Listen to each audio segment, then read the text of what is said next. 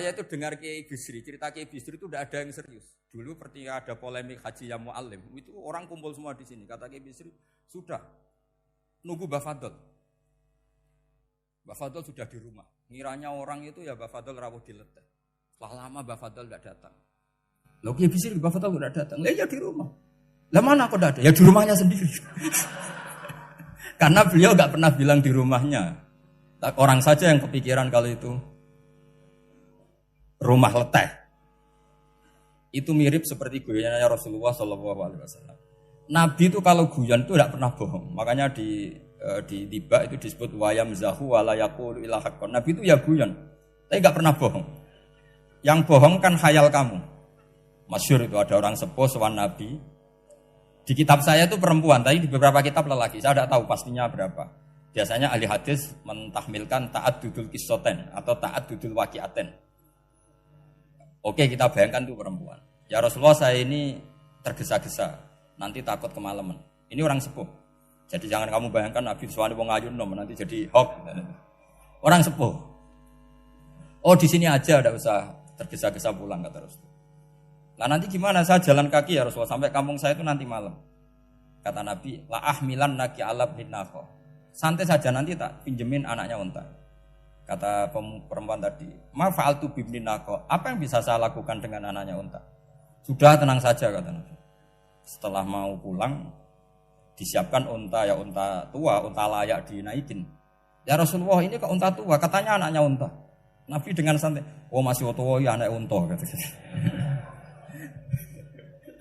Jadi itu menafsirkan anaknya unta cilik itu kan pikirannya kamu kan.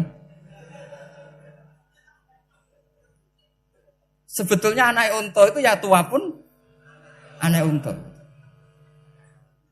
Maka saya itu yang termasuk bangga. Nasib saya nanti insya Allah kayak Gus Mus, kayak Gus Dur. Sampai tua dipanggil Gus.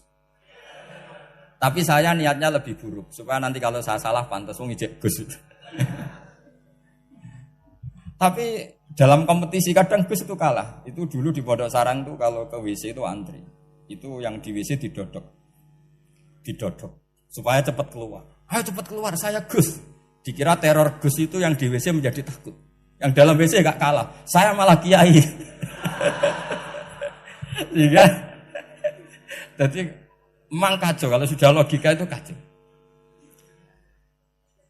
Tapi di Ihya kitab yang populer dikaji di pesantren, itu ada babnya. Qadiyat itu pengarang tentang betapa wajibnya takzim sama Rasulullah. Tapi punya bab mizahun Nabi, guyonan-guyonannya Kanjeng.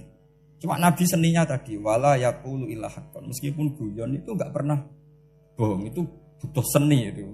Bohong guyon tapi tidak pernah bohong.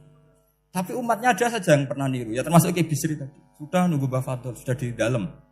Ketika ditunggu ternyata ya dalamnya Mbah Fadl sendiri, bukan di dalam apa? Ada seorang raja yang gemar kawin karena orang Arab gemar kawin. Itu setiap ada perempuan cantik ingin dinikah. Nikah itu masih baik, jadi sama ndak usah anti. Soal kamu dengki sama orang poligami itu ya hasud gitu. Yang layak biar poligami, asal ada yang mau dan siap-siap ada tambah satu, hilang satu. Biasanya singkat cerita dia itu cinta sama seorang perempuan. Nah perempuan itu ditanya-tanyakan sama pemuda situ ajudan dia. Gimana saya boleh nikah itu? Jawabannya tadi kaifa tankihuha wa qad ra'aitu qabbalaha rajulun. Kok kamu nikahi gimana? Saya pernah melihat dia itu dicium seorang lelaki. Kamu itu seorang raja, masa nikahi perempuan yang pernah dicium seorang lelaki? Wah itu miso-miso raja. Udah enggak. Saya ini raja muslim soleh, masa nikahi orang yang pernah dicium lelaki? Suatu saat si pemuda ini menikahi perempuan itu. Mangkelnya bukan main, karena dia saingan sama raja, gak mungkin menang. Satu-satunya menang itu bikin hoax tadi itu. Ini cerita ini di Ithaf, di sarahnya Ihya. Kamu kira ini di cerita Alfu Yaumin wa Lailatin Abu Nawas, enggak, ini cerita di Ithaf. Kitab yang sangat sakral karena sarahnya apa? Ihya. Setelah nikah, maki-maki raja. Orang tidak punya harga diri, perempuan pernah dicium orang kok dinikahi. Tadri mandalikar rajul, kamu tahu siapa lelaki itu? Huwa abuha, yaitu bapaknya. Oh, Raja Wasem, enggak ngerti kok gitu. Jadi apa kiai-kiai dulu itu rileks. Sehingga saya datang ke sini ketika diminta sama Mbak Mus. Sebenarnya enggak diminta, diperintahkan. Karena pasti pakai agak-agak otoriter gitu. Karena di atas kita, jauh di atas kita. Mbah Mun guru saya aja manggil beliau Lek. Karena kita tahu Mbah Mus punya ibunya itu binti Khalil Harun. Mbah Khalil itu, saya punya manakibnya banyak tentang Mbah Khalil Harun. Jadi beliau itu adiknya Umar Harun. Mbah Umar Harun itu dulu alim-alimnya Ki Sarang, setelah Mbah Ghazali itu Mbah Umar Harun. Termasuk Mbah Khalil Harun yang ngaji sama kakaknya Umar Harun. Setelah beliau alim alama, singkat cerita setelah menyelesaikan pendidikan, pindah ke Kasingan itu dibawain santri oleh kakaknya namanya Umar Harun. Nah Mbah Harun itu punya istri namanya Mbah Sinto, itu saudaranya Mbah Ghazali. Makanya Mbah Mun manggil Mbah Mus itu Lek, karena Mbah Mun ke Mbah Ghazali itu Mbah Mun Nyai Mahmudah binti Ahmad. Ahmad ini bin Su'aib. Su'aib ini juga menantunya Mbah Ghazali. Terus Mbah Ghazali, berarti Mbah Mun dari Mbah Ghazali generasi kelima. Kalau Mbah Mus kira-kira ya Mbah Mus, Nyai Bisri, Mbah Khalil. Nah Nyai Sinto ini sudah saudaranya apa?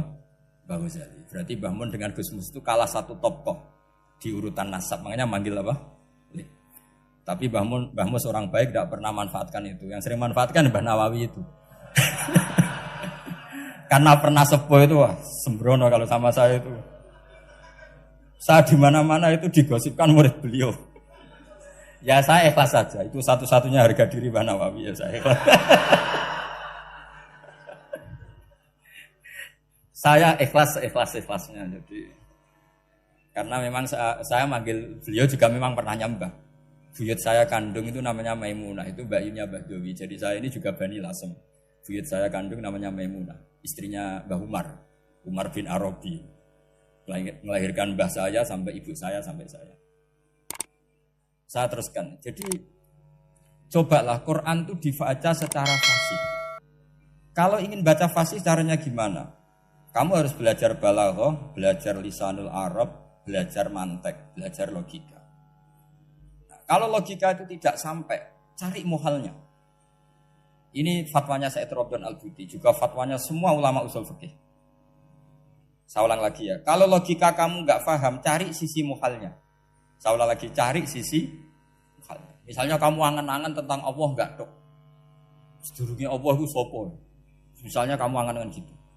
Sama agama tentu itu dilarang, tapi orang filsafat tetap saja nyari itu. Lalu hentikan pencarian itu, yaitu tadi katakan saja hadhil maujudat yastakhilu ayyakhluqahal adam. Sesuatu yang maujud tentu enggak mungkin disebabkan oleh sesuatu yang tidak ada. Fa innal adama la yu'athiru aslan wa la yakhluqu aslan. Namanya sesuatu yang enggak ada pasti tidak berstatus pencipta. Namanya saja enggak ada. Akhirnya la budda min ayyasbiqa hadzal alam maujudun. Maka alam ini harus didahului sesuatu yang maujud. Lah maujud ini yang oleh Islam disebut Allah Subhanahu wa taala. Sudah selesai di sini. Tinggal belok TV, tinggal ngopi, turu sampai setannya setruk karena nunggu mau bikin was-was itu lagi. Loh saya itu termasuk kiai paling sering lihat sinetron. Kadang ya lihat Mak Lampir itu sering jadi. Sampai istri saya itu protes, Gus, dengan kata orang banyak orang alim kok senengan itu Mak Lampir. Karena setan mau menggoda saya tentang berpikir Allah. Jadi dia ngenteni. Kok malah mikir Mak Lampir gitu. Setelah lihat Mak Lampir biasanya saya itu lapar, terus makan. Habis makan tidur. Setannya masih nunggu mau was-was. Ternyata saya habis bangun ngopi lagi. Kadang lihat berita orang ditangkap KPK, macam-macam. Ini penting saya utarakan supaya setan itu tidak menang. Jadi ciri utama setan itu kata Rasulullah SAW, setan ini goda umatku, hadhil jibal khalaqaha Allah, hadhil ardo khalaqaha Allah, hadhil bihar khalaqaha Allah, faman khalaqaha Allah. Itu makanya banyak orang jurusan filsafat keblinger karena tanya Allah itu siapa. Kata Rasulullah, jika sampai ini maka kamu harus berhenti. Lu berhenti tanpa dialihkan ke yang lain kan susah. Tinggal aja lihat dulu sinetron. Ya paling gampang ya Mak Lampir, kan ada takut-takutnya sedikit. Karena kalau lihat sinetron anak-anak milenial itu kalau ada artis cantik sampai nangis. Karena istri kamu tidak seperti itu. Jadi ini trik ya. Trik supaya melihat TV tapi tidak nyesal. Makanya saya milihnya Anggrek Darmo, Mak Lampir. Ya saya nggak mikir maknanya, butuhnya setan bin mangkol itu. Karena ngenteni saya mikir itu, ternyata tidak mikir itu lagi. Jadi makom saya itu beda, sama-sama lihat sinetron. Mungkin saya jadi wali karena lihat sinetron. Mungkin ya.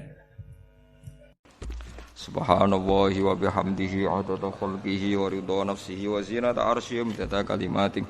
Subhanallahi wa bihamdihi adada khalqihi wa ridha nafsihi wa zinata arsyihi midada kalimatihi. Subhanallahi wa bihamdihi adada khalqihi wa ridha nafsihi wa zinata arsyihi midada kalimatihi.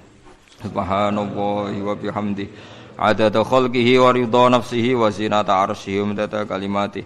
Subhanallahi wa bihamdihi adada khalqihi wa ridha nafsihi wa zinata arsyihi midada kalimatihi. Subhanallahi wa bihamdihi adada khalqihi wa ridha nafsihi wa zinata arsyihi midada kalimatihi. Subhanallahi wa bihamdihi adada khalqihi wa ridha nafsihi wa zinata arsyihi midada kalimatihi.